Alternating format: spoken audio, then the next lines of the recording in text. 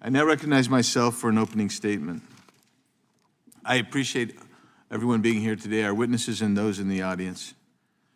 This is an important hearing which focuses on artificial intelligence and how it is being exploited by criminals.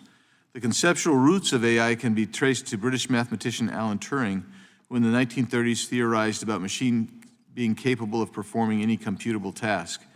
Today, AI is best understood as a branch of computer science that leverages large-scale data processing, algorithmic modeling, and modern hardware to enable machines to perform tasks typically requiring human cognition. Unfortunately, like most technical innovation, the criminal element has begun to use AI to enhance their illicit activities. AI-enabled threats continue to evolve as bad actors use AI technology in a wide spectrum of criminal enterprises. From deepfake scams and synthetic identity fraud to financial crimes and child sexual abuse material, CSAM, the landscape continues to evolve at a rapid pace as AI provides users with enhanced capabilities. AI-based or AI-driven threats and schemes can cost businesses millions of dollars a year, including both prevention and falling prey to them. In one case, fraudsters used AI to clone a CEO's voice and authorize a wire transfer. Among corporations that experienced a rise in deepfake incidents, 75% of deepfakes impersonated a CEO or another C-suite executive. Generative AI enables the criminal exploitation of victims' emotional vulnerabilities through tactics such as sextortion, pig butchering scams, phishing, and elder fraud. Senior citizens are increasingly targeted through voice phishing scams where an AI-generated replica of a grandchild or military officer claims to need urgent funds. In one case, a Colorado mother received a call from what sounded like her daughter pleading for help. The voice was AI-generated, cloned from a short online clip, and used to demand ransom. The voice was indiscernible to the mother who wired $1,000 to scammers in Mexico. AI is also fueling a rise in sextortion and synthetic CSAM. New AI tools can generate highly realistic but entirely fabricated explicit images, often used to extort minors or damage reputations.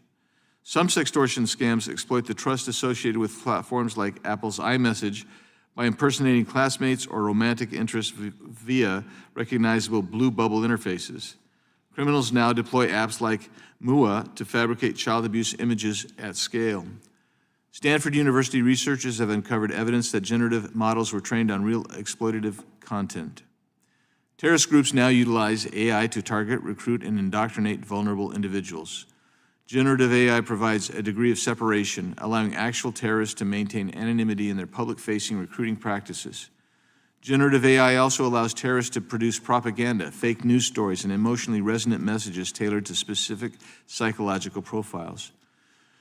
Reports of generative artificial intelligence enabled scams between May of 2024 and May of 2025 rose by 456%.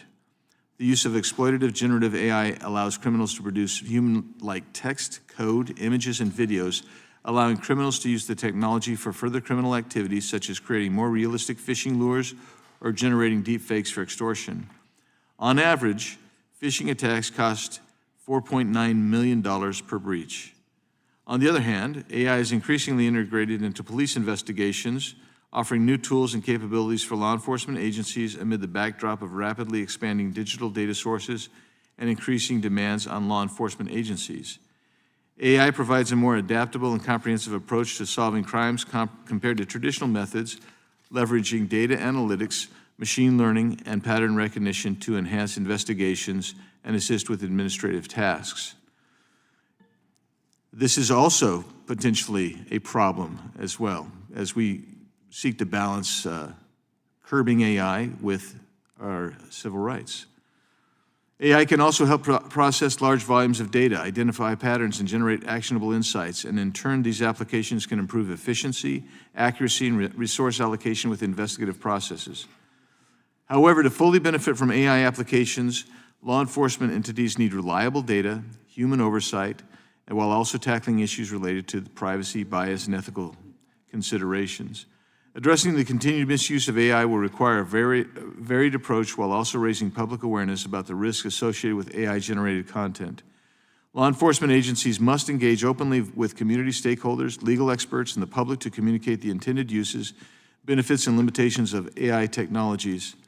A collaborative effort to both prevent the misuse of AI while encouraging lawful application is required to effectively navigate this evolving landscape. I am excited for today's hearing. I think this is the first of its kind. I believe it will be only the first of its kind as we consider AI and its continued expansion of influence in our lives. And I'm looking for a very substantive discussion that I anticipate a substantive discussion that we're going to have today. And with that, I yield back and recognize now our ranking member, Ms. McBath, for her opening statement.